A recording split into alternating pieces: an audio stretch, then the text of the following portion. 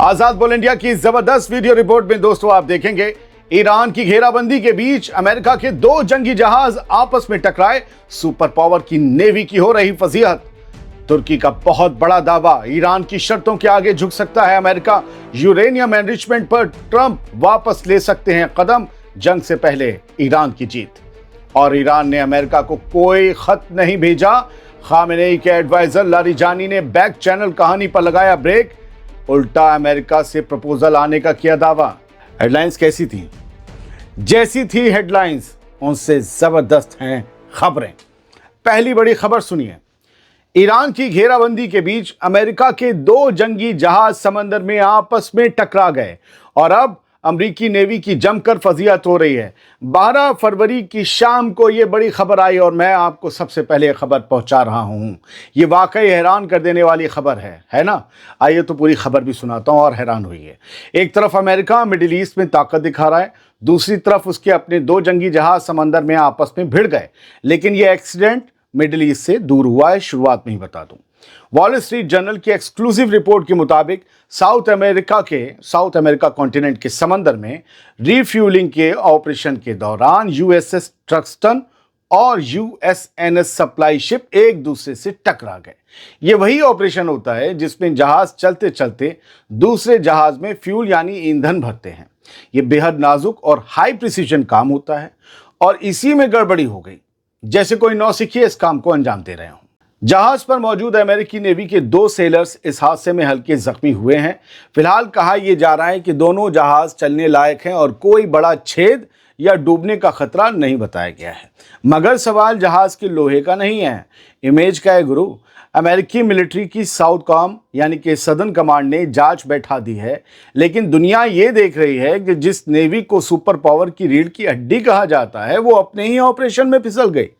दोस्तों, south America का ये इलाका इस वक्त अमेरिका की बड़ी नेवल तैनाती का हिस्सा है। जहां यह हादसा हुआ ये बड़ी नेवल तैनाती का हिस्सा है। यहाँ बहुत सारे डिस्ट्रॉयर्स जो हैं वो अमेरिका के तैनात हैं और ड्रग तस्करी रोकने के नाम पर यहाँ अमेरिका के 12 जंगी जहाज और एयरक्राफ्ट कैरियर्स तक मौजूद हैं। और उसी जमावड़े के बीच में ये टक्कर हो जाती है तो फिर एक और बात जोड़नी तो बनती है कि यहाँ पर वेनेजुएला भी आता है।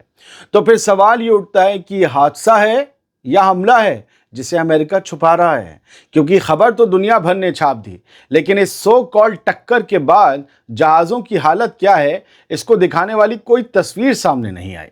दोस्तों, आपको याद दिला दें कि साल 2017 में भी ऐसे हादसों में अमेरिकी नेवी ने अपने फौजियों की जानें गंवाई थीं। इसलिए हर टक्कर सिर्फ तकनीकी गलती नहीं मानी जाती, ये ट्रेनिंग, थकान, कम्युनिकेशन और कमांड पर भी सवाल उठाती हैं और हमलों पर भी। अब सवाल यह है, जब हाई प्रेशर माहौल में अपनी लाइन सीधी रखना मुश्किल हो रहा है तो क्या यही नेवी किसी बड़े टकराव के वक्त बिल्कुल बेदाग काम कर पाएगी या समंदर में अगली चिंगारी और बड़ी कहानी लिख देगी? और हाँ, मेरा सवाल ज़रूर याद रखिएगा कि यह हादसा है या हमला है, आखिर क्या है जिसकी पर्देदारी है? एक जर्नलिस्टिक व्यू है मेरा, जर्नलिस्ट होने के नाते तो सवाल उठाना और खबर के पार जाकर कुछ तलाशना मेरी आदत है, इसलिए शक तो रहता है। अब दूसरी बेहद बड़ी खबर सुन लीजिए। क्या डील की खिड़की खुल गई है? क्योंकि तुर्की कह रहा है कि अमेरिका ईरान दोनों नरम पड़े हैं, खासकर अमेरिका। ईरान की यूरेनियम वाली जिद के आगे डोनाल्ड ट्रंप झुक सकते हैं और ईरान की मिसाइलों पर भी समझौता कर सकते हैं। यानी तुर्की की जुबान में कहें तो ईरान जंग के बिना ही जीत हासिल करने जा रहा है। आइए इस बड़ी खबर को जरा समझते हैं। मिडिल ईस्ट के बारूदी माहौल के बीच तुर्की के फॉरेन मिनिस्टर हकान फिदान ने 12 फरवरी को एक बड़ा इशारा दे दिया है। उनका कहना है कि अमेरिका और ईरान दोनों न्यूक्लियर डील पर लचक दिखा रहे हैं। फाइनेंशियल टाइम्स को दिए इंटरव्यू में फिदान ने साफ कहा कि अमेरिका अब तय हदों के अंदर, तय लिमिट्स के अंदर ईरान को यूरेनियम एनरिचमेंट की इजाजत देने को तैयार दिख रहा है। यस, अमेरिका ईरान को यूरेनियम एनरिचमेंट करने की इजाजत देने को तैयार दिख रहा है और ये सिग्नल पॉजिटिव है, ये तुर्की का फॉरेन मिनिस्टर कह रहा है। हकान फिदान के मुताबिक ईरान भी समझ रहा है कि उसे किसी ना किसी समझौते तक पहुंचना पड़ेगा और अमेरिका भी जान गया है कि ईरान की कुछ रेड लाइंस हैं जिनके पार वो नहीं जा सकता, लिहाजा ईरान के साथ जबरदस्ती से कुछ हासिल नहीं होगा। दोस्तों, अब तक अमेरिका 60% तक एनरिच किए गए यूरेनियम का पूरा जखीरा छोड़ने की डिमांड ईरान से करता रहा है, यानी जो न्यूक्लियर बम बनाने के 90% ग्रेड से बस एक कदम दूर है। 60 बन गया तो 90 बहुत जल्दी बन जाता है। मगर ईरानी सदर मसूद पेजेश्कियान बार बार कह चुके हैं कि पाबंदियां हटे बिना कोई डील नहीं होगी और एनरिचमेंट उनका हक है।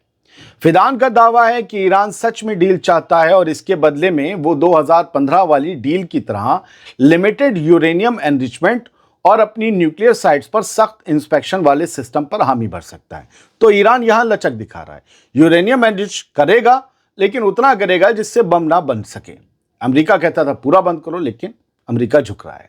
दिलचस्प बात यह है कि डिप्लोमेटिक या कूटनीतिक नरमी उस वक्त दिख रही है ये वाली जब ट्रंप ने रीजन में नेवी की तगड़ी मौजूदगी बढ़ा रखी है और वो दूसरे एयरक्राफ्ट कैरियर को भेजने की बात भी कर रहे हैं, यानी बातचीत और ताकत का शो दोनों साथ चल रहे हैं। हालांकि तुर्क मिनिस्टर हकान फिदान ने वार्निंग भी दे दी है कि अगर ईरान के मिसाइल प्रोग्राम को इस बातचीत में घसीटा गया कि उसे भी महदूद करो तो नतीजे में कोई डील नहीं बल्कि नई जंग होगी। ये तुर्क मिनिस्टर कह रहा है, यानी तुर्की ने बहुत मजबूती से ईरान के हक की बात दुनिया के सामने रखी है। ऐसे लग रहा है कि कोई ईरान का ही मिनिस्टर कह रहा हो। अब देखना यह है कि ये नरमी सच में समझौते तक पहुंचती है या फिर हमेशा की तरह आखिरी मोड़ पर सियासत फिर बारूद को चुन लेती है। अब तीसरी खबर सुनिए जिसका मजमून है कोई खत नहीं भेजा। खत का ही मजमून है कोई खत नहीं भेजा। खामनेई के खास हैं लारिजानी, उन्होंने अमेरिका वाली कहानी को काट दिया है। ईरान के सिक्योरिटी काउंसिल चीफ और आयतुल्लाह खामनेई के खास लारिजानी ने साफ इनकार कर दिया है कि तेहरान ने अमेरिका को कोई चिट्ठी भेजी नहीं है। कतर का दौरा ख़त्म करके दोहा से लौटते वक्त उन्होंने रिपोर्टर्स से कहा अमेरिका के लिए कोई मैसेज, कोई लेटर, कुछ भी डिलीवर नहीं हुआ, सब बकवास है। यानी बैक चैनल डिप्लोमेसी की जो अफवाहें घूम रही थीं, लारिजानी ने उन पर ब्रेक लगा दिया है। पहले ये अफवाहें सामने आई थी दोस्तों कि ईरान ने अमेरिका को मैसेज भेजकर डील करने को कहा है। हाँ, आयतुल्लाह खामनेई के सबसे खास अली लारिजानी ने एक दिलचस्प बात ज़रूर मानी है। वो बात यह है कि ओमान के अफसरों ने अमेरिकियों की तरफ से कुछ पॉइंट लिखकर ईरान को दिए हैं ताकि तेहरान में बैठकर उन पर गौर किया जाए। मतलब सीधी बात नहीं हुई मगर बिचौलियों के जरिए नोट्स आ जा रहे हैं। प्रपोजल अमेरिका की तरफ से आया है, कतर ने ईरान को पहुंचाया है, ईरान इस पर डिस्कस करेगा। ऐसे वक्त में जब न्यूक्लियर डील पर खींचतान और नेवी की हलचल साथ साथ चल रही है, ये कागजी इशारे बताते हैं कि दरवाज़ा बंद भी नहीं है और पूरी तरह खुला भी नहीं। अब सवाल ये है कि ये नोट्स आगे के लिए बातचीत बनेंगे या फिर एक और अधूरी फाइल बनकर रह जाएंगे। ईरान की बात हो, गज़ा की बात ना हो तो बड़ी बेईमानी सी लगती है। ये आज जो आप तस्वीर देख रहे हैं ये मस्जिद अल-अक्सा प्रीमाइसिस की तस्वीर आहत है कि जहां आज फिर यहूदी सेटलर्स इसके अंदर घुसे और यहां पर इन्होंने अपने ताल्मुदिक राइट्स अदा किए। मुसलमानों के दिलों को जार जार इन्होंने किया और हर कानून को जो यूएन की तरफ से या बाकी अथॉरिटीज़ की तरफ से बनाए गए सबको तोड़ दिया क्योंकि इसराइली पुलिस इनके साथ होती है।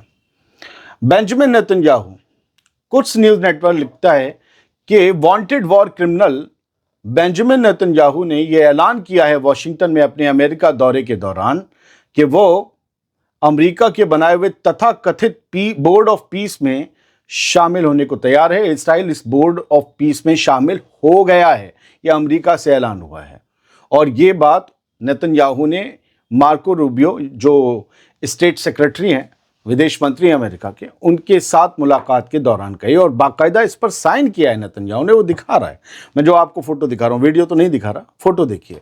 The announcement comes as Israel continue. और ये ऐलान कब आया है? जब इसराइल हर रोज गजा पर बम बरसाकर कुछ बेगुनाहों को भी मार रहा है, कुछ हमास के लड़ाकों को भी मार रहा है। खास तौर से बेगुनाहों की बात करें तो 500 से ज्यादा तादाद हो चुकी है सीज फायर के बाद से मरने वालों की गजा में। तो वो आदमी जो रोज जिसकी फौज हमले कर रही है वो बोर्ड ऑफ पीस, अमन के बोर्ड में शामिल हो रहा है। गोले बारूद बम बरसाने वाला अमन के बोर्ड में शामिल हो रहा है। इससे ज्यादा आयरनी क्या हो सकती है? बहुत बहुत शुक्रिया। सलामत रहिए, खुश रहिए। थोड़ा तकलीफ है, बहुत दिक्कत है, आपसे दुआ की दरख्वास्त है। और अगर वीडियोस कम आए तो समझ लीजिएगा کسی کو بھی تکلیف ہو سکتی ہے. سلامت رہیے, خوش رہیے.